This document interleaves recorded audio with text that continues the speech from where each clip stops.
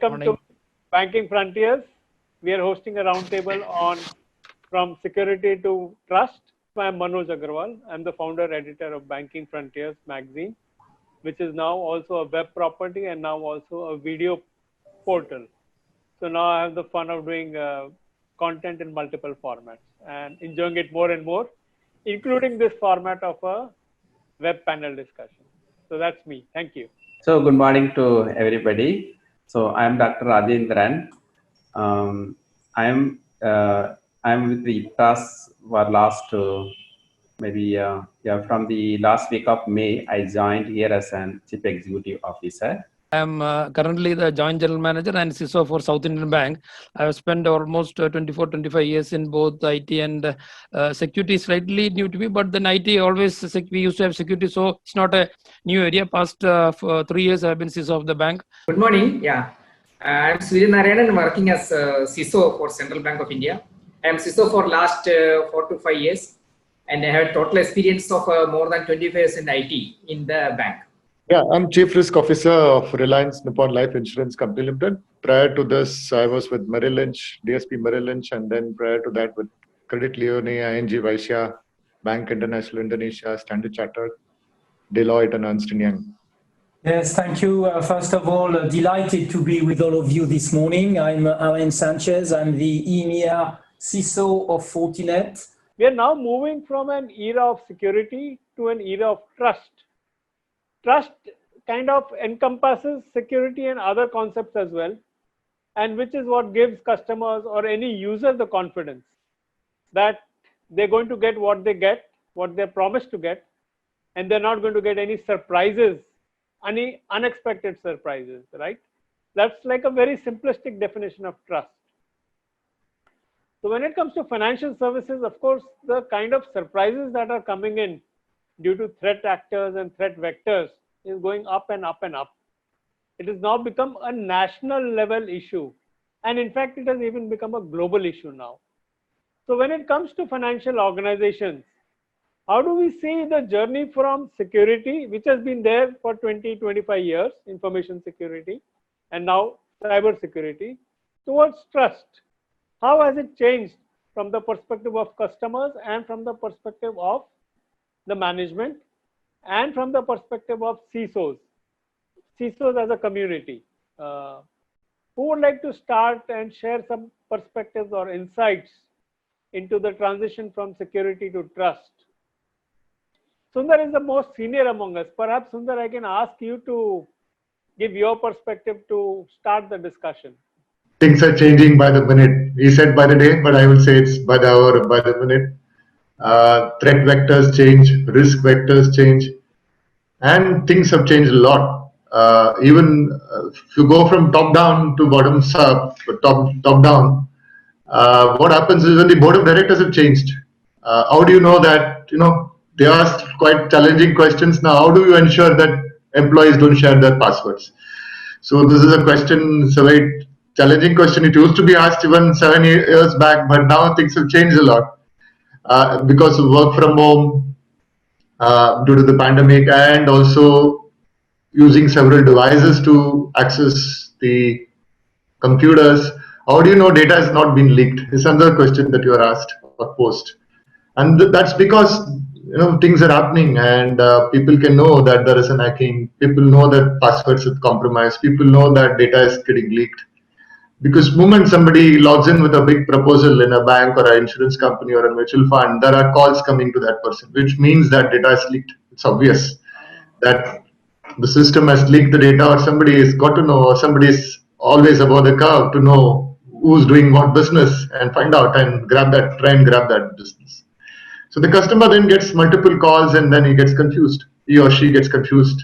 Or the people try and confuse him so that they say that whatever you've done is not great, whereas our product or service is better.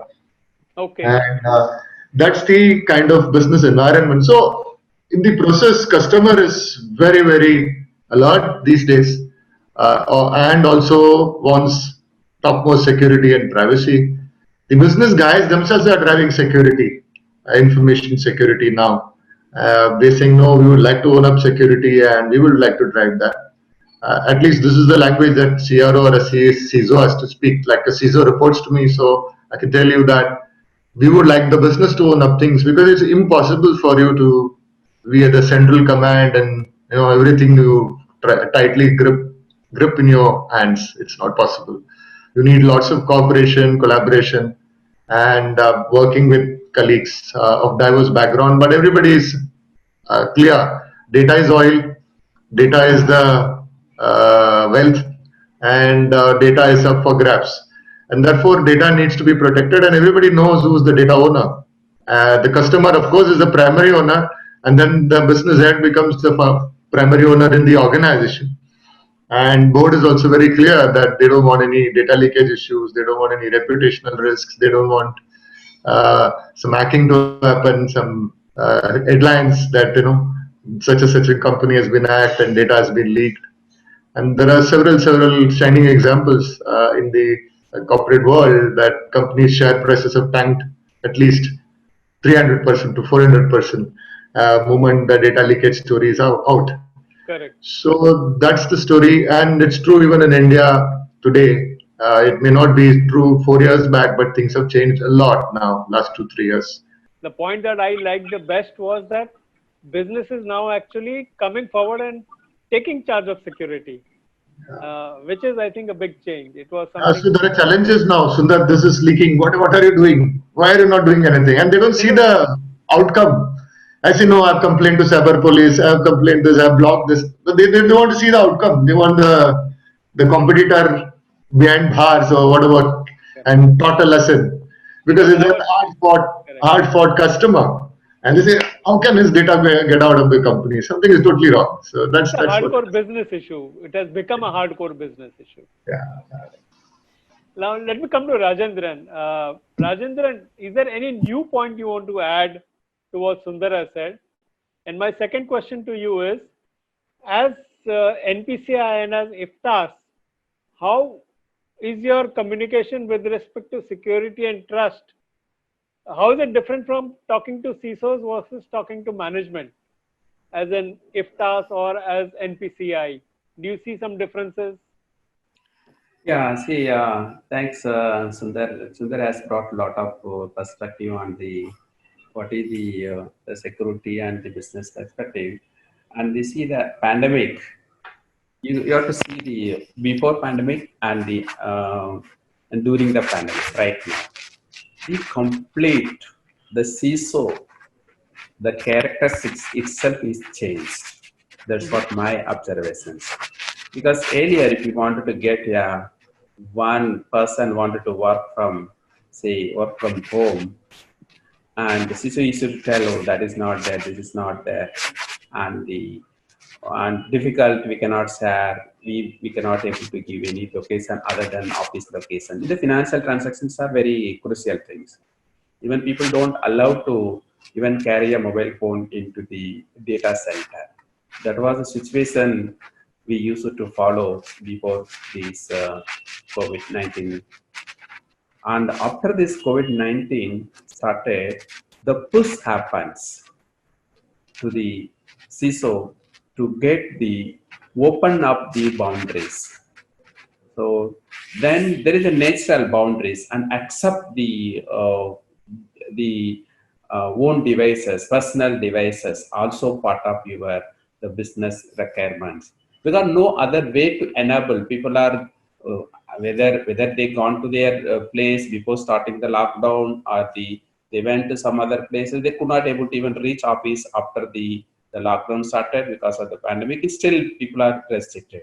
So that has pushed the CISO to do lot of new innovations, new way to get into, and it's a very big challenging task, how people can able to even to identify. We need to correlate it whether that's a most important when you do you might be hearing from online classes or the online video. Unless you have the video in front of you, still you will not able to control whether you are speaking to right person or the right environment or not. So the very difficult situations and the people have to ensure the things, how the data leakage is said the things. When you say switch off the camera, you don't know who's doing what and who is participating in your conversations also. And even sometimes if we say, yeah, a database engineer sitting at home and he is accessing to the core systems, or a system engineer accessing the system because he need to service, and he is doing all the things. He can able to read also during the time data can be read also. So how we will able to protect and enable him also do the delivery? It's a big challenge was there, but still CISOs has been worked on the change their even their the behaviors and such a way that things, and they could able to meet the business requirements at the same time, not to compromise to the data or the any security breaches. The in payment systems, if we are not able to build the trust, no organization could have started their business. The availability of the payments and banking is the core basic requirement to run any business. So what if I look at what Sundar and Rajendran, Dr. Rajendran said is that one of the points I could notice that the boundaries are blurring. The boundaries between a company-owned device and a personal device, that kind of boundaries, business doesn't care about that really. The boundary between CISO and business, that is also blurring because business is now increasingly taking charge of security. These are perhaps the drivers of the shift from security to trust. May I now come to Shibu and ask for one example, Shibu, if you can give, of how CISOs are increasing the trust that they have among the users and among the customers. Give me an example of what your bank has given the users or the customers what they wanted while keeping security intact. Because it's always very easy to say no, but if you can say yes and give and still keep them secure, I think that's a great way to build trust. Is there any one recent example that comes to your mind? And later then we can go to central bank also for one example. Yes, thank you, Manoj. And I think thank you, Sundar sir and Rajan sir, for excellent overview also. Yeah, you touched a very right point actually, because as all of us sitting here know, customer is the core and the critical part of our businesses, whether it's banking or products or whatever it is. I think customer is the central point here, and we need to protect him and allow him to do carry out or have a safe and secure way of carrying out his transactions. That is the core and critical, most important job we need to get it done. CISOs have got very important role there to ensure that that there is a confidence, there is a trust in the system which bank is providing to the customer. Example, if you just have a quick look at the journey, earlier when we started with internet banking and such things, we had username and password. You all may recollect that. Now, subsequently, transactions, we added additional layer of password. So the point here is we cannot keep on adding layers at that point, because the customer also gets frustrated because he needs to get into his get the job done as fast as possible. There's a thumb rule. For example, internet, if you see, within 3 clicks he should reach the page and get the job done. We cannot keep on adding layers there. So now what we have done in Southern Bank is we introduced in our app called Mirror Plus. What we have done is, but we wanted to put or add additional layers. That was very clear, because the due to phishing, etc., the username passwords were getting lost, shared to fraudsters. But then how do you protect the customer from himself, I would say, in case he does a mistake, still it can be protected. That is the challenge actually. So what we did was, in our Mirror Plus app, we introduced channel-wise locks. For example, locks which individual channel, you can lock your ATM, your internet, your mobile, etc. So that unless you unlock, you yourself cannot transact. That is the key point here. You yourself cannot transact unless you unlock it. Unlock is inside the app. You need to log into the app and unlock it. The important point here is, in case you lose your username or password through phishing or phishing, etc., still unless you unlock, even fraudster cannot get your money, because your channel is locked basically. So that is what we have done as an innovation, and it is called e-lock actually. And I think now other banks also probably have done it. Possibly you may recollect in your credit card app also, this such facilities may be there. If you, they would have done it for domestic transactions, international transactions, etc. So some similar same concept we have also applied, but only things we did look at sometime before, not now. So what that has helped now, because the digital transaction rate, if you see for my bank, for example, it is nearly reaching out 88% of the total transactions. If you see MeitY, Ministry of Electronics and IT, they have got a list of banks. They keep a whole list of where they track banks with the number of in various areas of electronic transactions, digital transactions. What banks are doing? It's a published list itself. We are among the top 10 banks. The reason is that number of digital transactions have gone up drastically.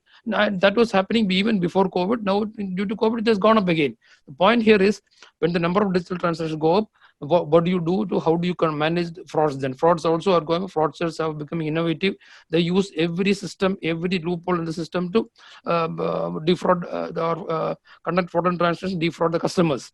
Now the key point here is allow the customer to have a seamless transaction, at the same time protect him from his own mistakes or from the fraudster. That is the key challenge here. That is, so as I told you, we have done this. So what we have done, the important point here is, if you want to do internet banking, we are introducing an additional channel here in mobile banking, where you can unlock the internet banking channel, then you do the username, password, etc. So mobile is always with the customer, so it is easy for the customer to do that. To conclude, the trust factor goes up when the customer sees that banks, institutions or organizations have taken efforts to, give them a seamless experience, but along with sufficient protection, or a safe and secure method of transaction is possible without too much of roadblocks in between. That is the key point here. And as I mentioned earlier, this is what we are doing, and we have done it, and we are still in the process of trying to improve what we are offering the customers now. See where we can. Of course, one more point here. Third point is regulatory directions are also there. That is also to be kept in mind. Within the framework of regulatory directions, we have to roll out all this facilities and features which we give to both in either through mobile banking, internet banking, or any digital channel. As sir was saying, UPI, IMPS, so many number of channels are there now, but each and every channel starts up. Initially customer is also not aware. He utilizes the facility and lands up in some issue, because by the time fraudster is moving fast, moment you introduce a channel, new method of payments, new method or a new option in the payment system, fraudster has already started moving. Correct. That is the speed. I think the innovation probably happens in the fraudulent space more than in our space. Sometimes I feel like that. Anyway, but then we also CISOs and not only CISOs and their CISOs and their organizations, probably along with IT, we need to ensure that we are not behind. We need to be keep pace with the fraudster as well as the technology changes, so that we roll out the protective mechanisms and the safe and secure controls to ensure customer and so as to have a seamless digital experience for the customer. Right. Yeah. Great. Thank you. Let me come to Surya Narayan. If you could unmute yourself and give us one example of one very good example that you think your organization has done to maintain security but improve trust at the same time. See, the trust is the basic funda of any business. Okay. So even in our family life, the trust is the main thing. So the same applies to business also. But I want to just have a twist on this, the trust aspect, because we are calling this a zero trust. Okay, zero trust maybe the name or the concept has emerged now, but we were doing this the concept we were doing this long ago. Okay. For whatever we do, we are having this security for our products and all. Maybe it is a multi-factor authentication. Maybe it is a principle of least privileges. It was there already, but the zero trust name was not used there. Mm-hmm. Now the concept is the same only. Now the thing is, now if we cannot trust a customer, then we cannot have a business with him. Okay. The main thing is, the most important thing is, customer should have trust in the bank. That is the main trust of the business. Okay. If we want trust to the customer should have trust in the bank or any organization to do the business. Because if we don't have a trust in a particular customer, we can avoid that customer. but customer doesn't have a trust in the bank, then how the bank will survive? So whatever security measures we are taking, so we have to put it that way that we should ensure that customer trust in the bank, to ensure that their money will not take away by others, to ensure that their money is safe with the bank. So the zero trust also, I told earlier that we have taken all the measures like multi-factor authentication for customer transactions, and this if it is now, since there is no boundary for electronic digital transactions, so we should know from where the customer is accessing the system, from where the staff is accessing the system, how we can control that access with a secured way. So measures are as a bank, not in our bank, all banks are doing this way. Okay. So in a particular to our bank, whatever you asked, some measures we have taken is Shibu told that now the customer can have his account. He can control his account. He can control his card. He can control his whatever the transactions from his mobile or from his laptop, or even through call center also he can control his activity. Lock this account. He can make the account only for view-only purpose. So many things he can do. He can limit the number of transactions or amount of transactions he can do in his card. And even recently, RBI has also come up with the recent guidelines that all the cards by default should be only for domestic transactions. Okay, that also banks are implementing. So there are so many controls. And for banks' internal customers, that is staff, that also we have so many facilities like we can say that sports security. If any laptop or any desktop, it should be authenticated first before accessing the bank's domain. They cannot like that connect to any domain. And we have biometric authentication for logging to our central core banking system and all for staff. Okay. So this is part of towards zero trust the journey. Okay. So to summarize, what you're saying is that a large number of features and technology and controls have been put in place ultimately to create that trust. Is that right? Yeah, right. Exactly. Okay. Great. Thank you so much. Thank you. Let me come to Alan now. Alan, what would you say is the scenario from security to trust? I think Sundar said it, Shibu said it very well, Rajendra, Sunan, and everybody says we are in a paradox as a CISO.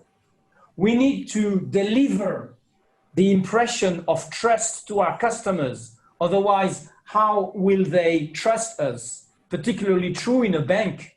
You giving your money to a bank, you expect that this money is treated in confidence. And on the other end, we need to challenge everything. We need to challenge transactions, PCs, applications, requests for resources, and match these requests for resources against the actual rights and normal behavior of the customer, the application, the vendor, the data center, the range of IP, the server, all that need to check. So there are two dimensions of this trust. The first one is perhaps the digital trust. And to the digital trust, there is a concept that is a very good concept, perhaps in a very bad word, that is called zero trust network access. So it does not mean at all, as everybody knows around this table, that we stop trusting our employees, our users, our vendors. But it does mean that in real time, we can have everybody, every device, every application earn that trust on a real-time basis. Now, how do you do that? You need artificial intelligence to help the human brain for the extreme burden and the very huge complexity of trust, of checking everything that is happening on the networks, millions of transactions in a second sometimes. And a way of doing that is to have machine learning algorithm that learn what normal looks like. And when a ransomware starts to open every single directory that you have the right to open, it is from a pure digital point of view a legitimate transaction, but from a behavioral point of view, why would you do that? What would you open? What would you kill every backup file that you have? You don't do that. You've never done it. You will never do that. So from a behavioral perspective, we detect a gap between behavioral normal, baseline, and what you actually do, what a server does, what a device does. If this is a Bluetooth device that commands this camera here, there are some things that you do in production mode and you do in a configuration mode, but you don't configure the camera as you have a section. So if there is an order that goes into the configuration, between the baseline and the behavioral, there is something wrong. A member of the board does one single thing very well. It is to decide between different scenarios of risk.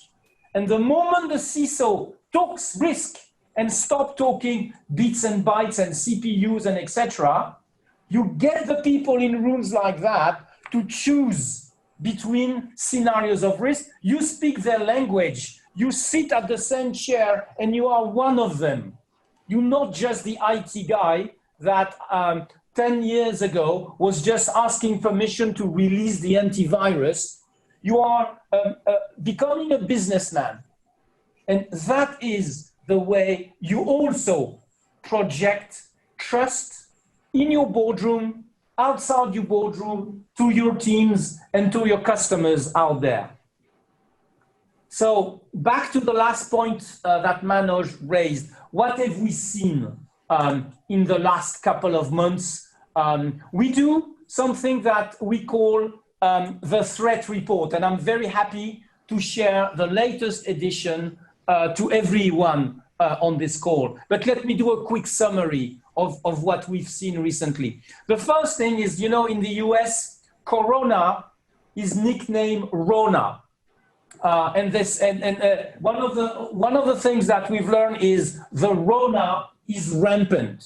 In other words, we see lots of phishing, lots of messages that use Corona, like a government would use and provide some links that in fact lead to malicious server and malicious application. When there is Corona and urgency and some little syntax errors, not very good English, not very well articulated, spelling mistakes in names. When you have these three, there's a very high chance that this is malicious, what's behind this link, right? The second thing that we see is there is a battle for the browser to kind of use some vulnerabilities of the browsers or some vulnerabilities because the latest patches of the browsers or the OS or the app on top of that has not been released. And there is this battle to get you some malicious piece of software, some of them dormant, not immediately active, but that will be associated with others and becoming a malicious activity. And I will end up with one thing that was mentioned when you said, I think it was Rajendra that said the boundaries are blurring, right? The perimeter of attack gets personal.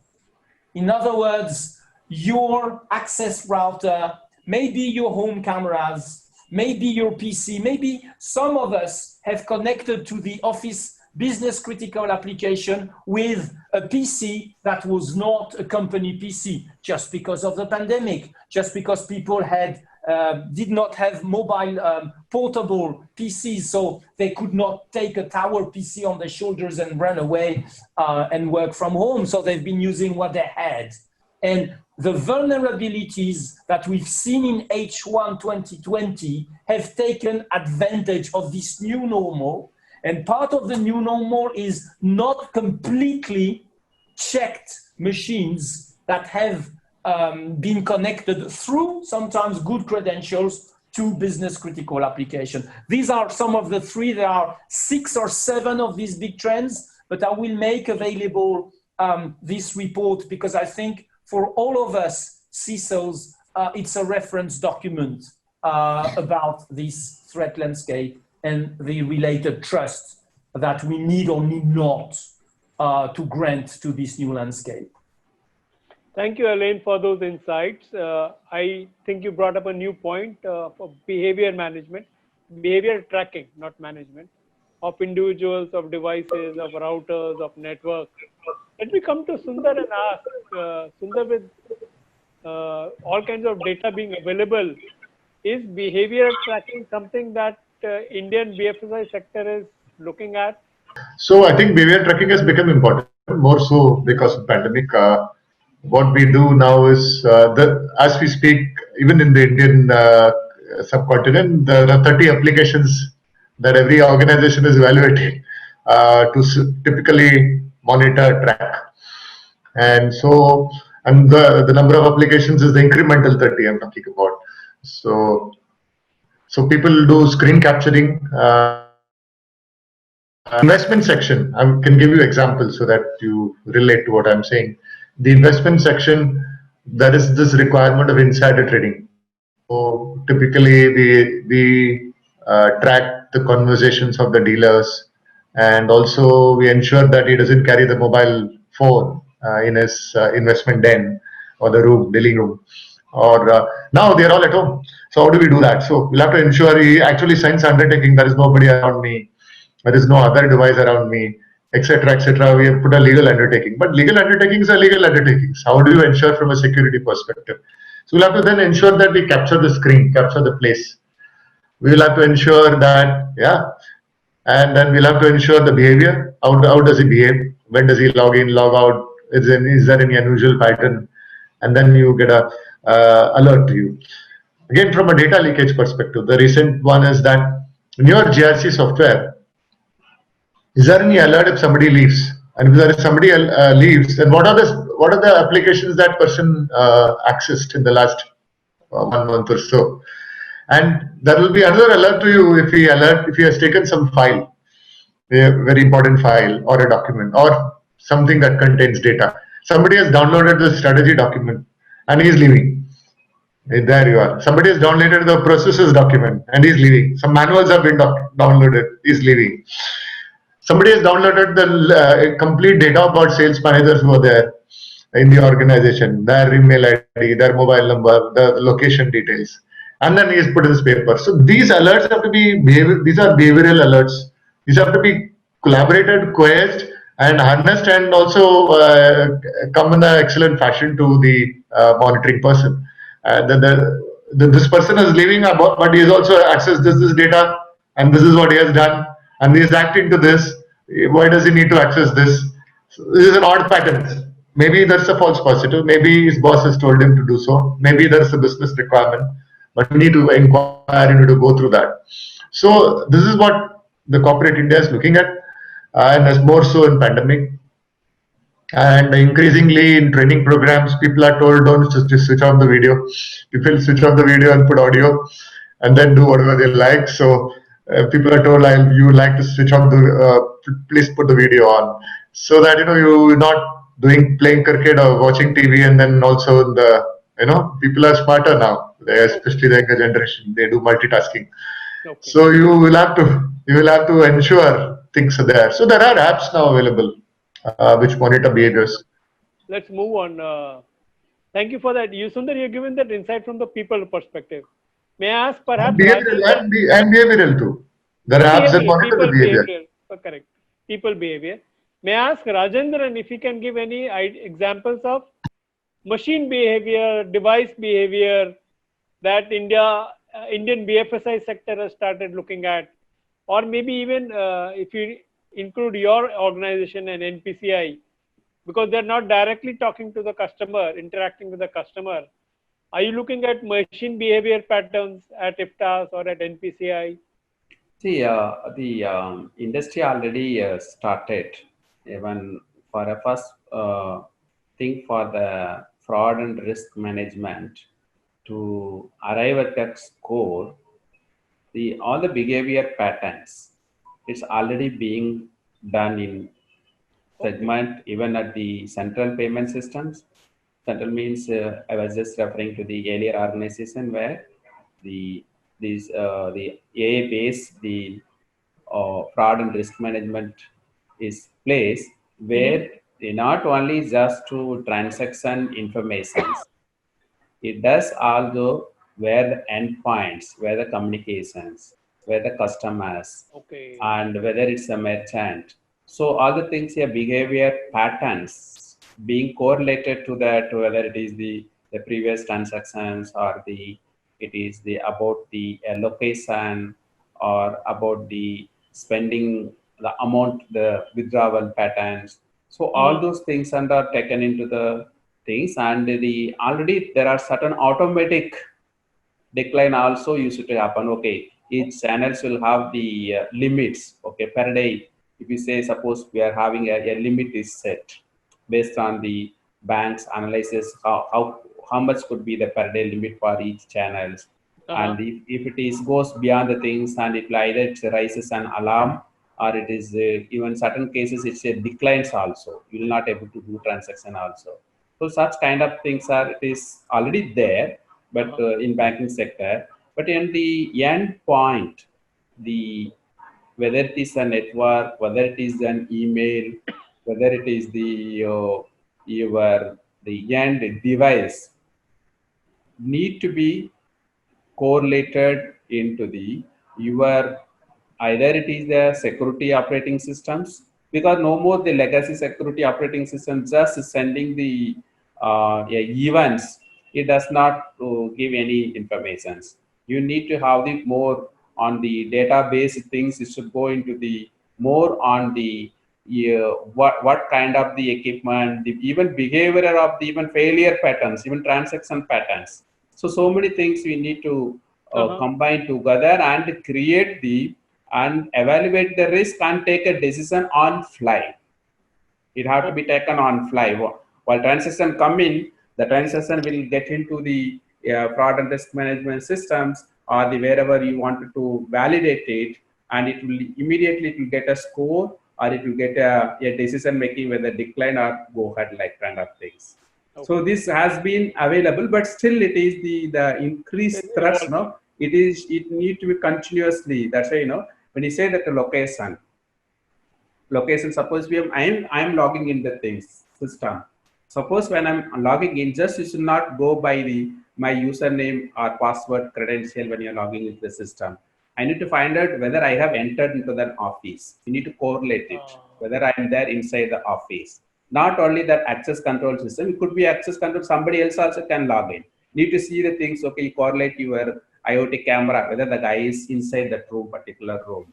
If you want to have so critical system, so that you can able to say the thing, okay, this transaction is genuine and the user is able to get in the access like that. So we need to have the correlation systems, and it is a continuously lot of new patterns will come. All you need to integrate an IoTs kind of things. What the Alan has explained about that even car behavior, the same thing applicable to even the people inside the working environment or at the home or office. Both need to be done. That's why it is the remote working becomes more painful to the CISOs to monitor and control. That's it. If video is not available, even with video also people can do so many things, but even video is not available, there is the chances of somebody else also can able to monitor. Suppose somebody is going on the car trying to attend the things. Anybody can also able to hear, and some important things somebody can able to steal the information also.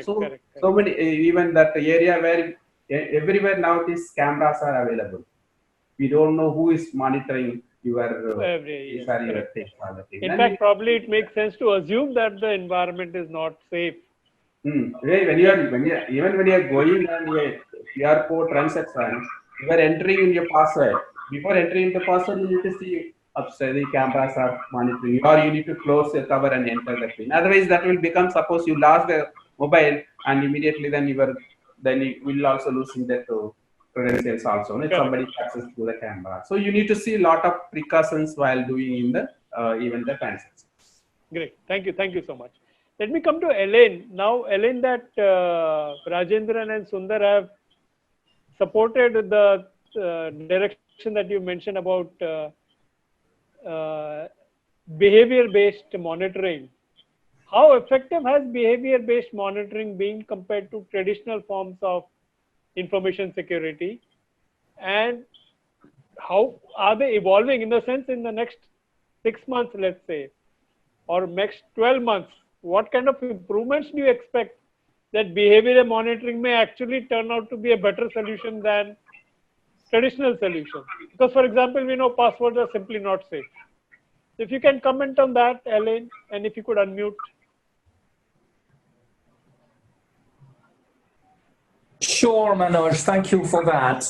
Like in cybersecurity, we never say that one single technology is the panacea, right?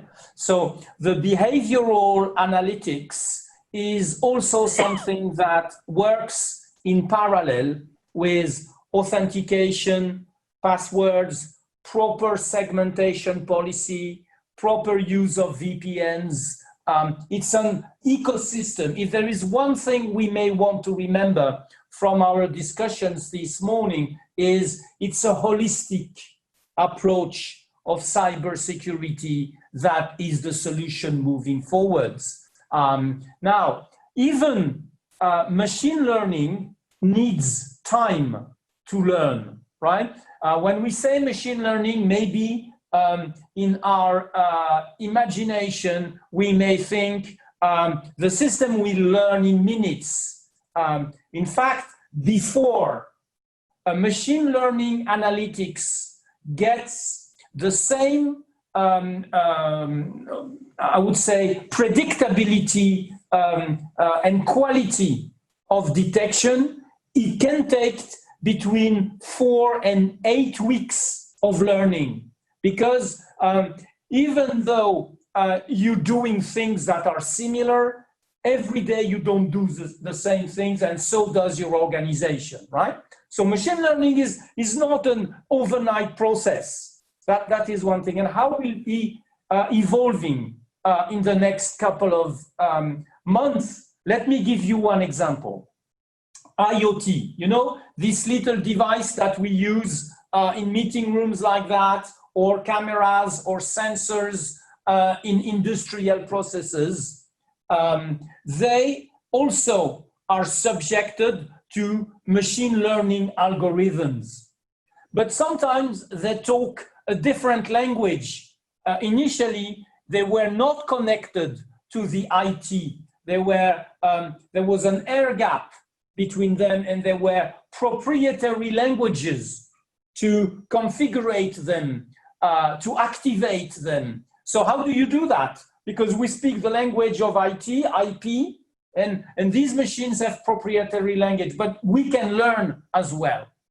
The machine learning algorithms that understand the behavioral of a pump that regulates the cooling flow of refrigerating fluid into an organization, or something that learns the normal behavioral of an ATM machine on the streets, they can also learn what normal looks like and detect some orders that have nothing to do at a certain point in time in the business day or outside the business day, or a level of transaction. I think it was already mentioned, the number of attempt of transactions, they do not quite look like a series of users, and you can learn from these correlations, right? Generally, when you open a device on the streets,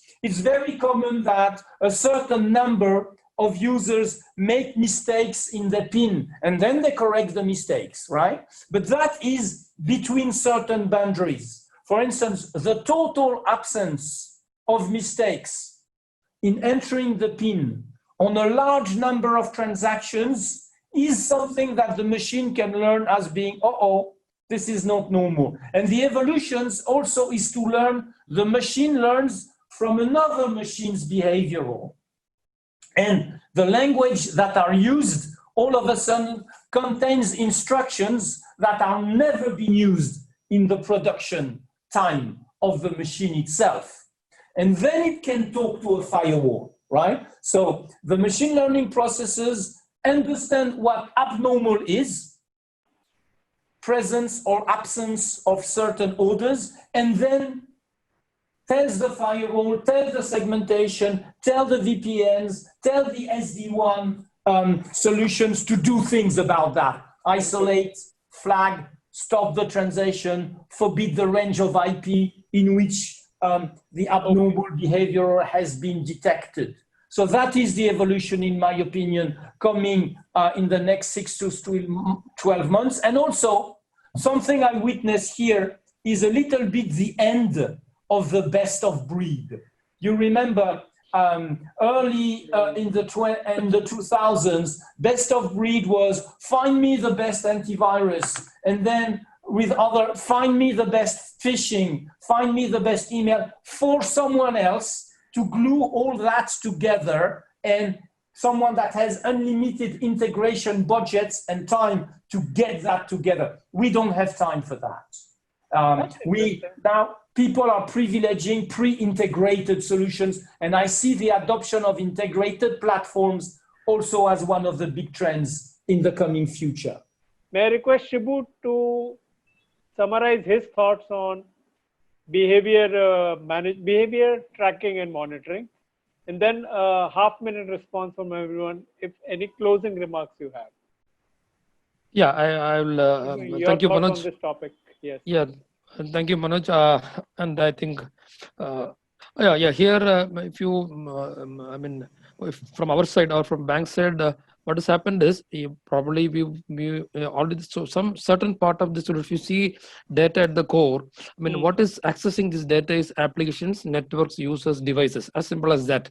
So now we already had behavioral elements in place earlier in terms of, for example, for analyzing the behavior of user. Number one. Number two, analyzing behavior in networks.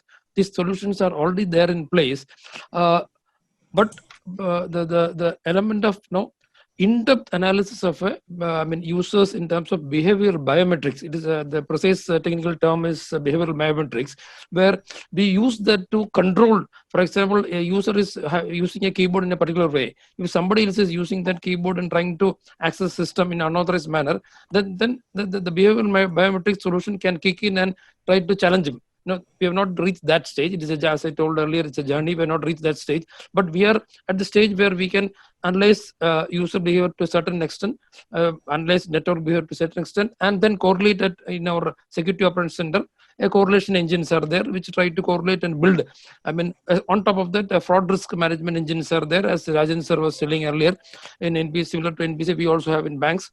So where we look at transactions, anomalous behavioral transactions, putting all this together, we have a good amount of behavioral systems in place, but definitely we need to go more on this journey, because new technologies and new innovations coming in this space. It is a fast growing space, and a lot of I think we have seen a lot of write-ups or applications coming out in this space. So we need to see, go deeper and more in a more serious way into this, I would say. That is from our side, actually. From banking side. One add-on question to that. Yes. Are businesses also interested in these kind of solutions, or they're looking more for your older? Are they showing interest in the newer solutions of this kind? See, this business industry is like this. For example, to protect the customer, for example, you assume that if your card is skimmed, then if the fraudster is having your card, and then the behavior of the customer with that card and behavior of the customer, fraudster with the card will be different, as I think Rajan sir or somebody was saying earlier. So then the fraud risk management system can kick in and automatically decline the transaction. It saves the customer. That's why, because the RBI rules mandate that we need to compensate the customer. There are customer compensation rules available, so it will save banks money also if you have a very strong system in place, which could, as Alain was saying, probably based on artificial intelligence and machine learning, which could analyze transactions behaviors in depth, and then give us suggestions on, or tell the operational call center, we are seeing, or the help desk, there is animal behavior in place. Do we need decline, not decline? But the point is that please understand that somebody is standing in front of an ATM and trying to pull money. Your reaction times are very, very less. Latency, we can't afford to think about for 1 hour. We need to, within seconds, we need to react. So you need definitely machine learning and systems, such automated systems in place to react to this, take a fast decision, and hopefully protect the customer from such fraudulent behavior. Okay, great. Thank you. Let me ask Rajendra and Sundar one final question for one sentence reply. Do you think that the machine learning systems at banks and financial institutions are progressing faster than the intelligence or machine learning at the fraudsters? Are we winning the race? Are we running faster than them, or are they running faster than us? I think it's a catch up. So fraudsters are smarter. Fraudsters, they have human intelligence, or are they? They also use. The reports say that they have started using artificial intelligence and machine learning themselves. So themselves. So AI versus AI. Yeah, the difference is, you have in an organization, it has its own process and time to take a decision. When an individual, he no need to wait for anybody to give go ahead or something. He can do anything at any speed. Okay. So the option is, you need to do the, not only whether only a behavioral or whether it is only a machine learning. It have to be an integrated approach, and the also need to include the security devices also part of your decision making systems while you analyzing and taking a decisions on the fraud or the authentication, whatever transaction, so that you will able to take the more closer decision, so that it will give the reduces the false positives in the big way. Okay, got it. Ellen, my final question to you: is the BFSI industry adopting AI at the good pace, or should it be at a higher pace? In case you think the fraudsters are running faster. Well, I think we always need progress and innovation. So ideally, we would need to go faster in an ideal world. But something I wanted to say, artificial intelligence is not at the detriment of the humans. It's a help to take out some stress in the SOC. You don't have to do manual correlations between the long logs like I used to do when I was a cyber analyst when I was younger. Now it takes this stress out of your mind, and you do what your human brain is good at, which is taking decision, seeing trends, reliable trends at the edge, and adjusting your cybersecurity. So to me, it's a complementary contribution, and it's not a war like in Mr. Isaac Asimov novels, where it's a war against the robot. I believe in cybersecurity. It's a collaborative where everyone does what one is best at. Decisions is human, high-level decision and strategy is still human, and dealing with the heavy lifting alarm correlations, there we can use, in my opinion, artificial intelligence. Okay, I think that's a very clear picture, that humans have a role, machines have a role, and they can coexist and work for each other. Ultimately, it's a fight between good and bad. It's not a fight between humans and machines. It's good versus bad, which has to be kept as a core consideration. I think on that note, I'd like to end this discussion. Thank you all very much for a fantastic discussion. It has been very enlightening. You have covered some very interesting topics.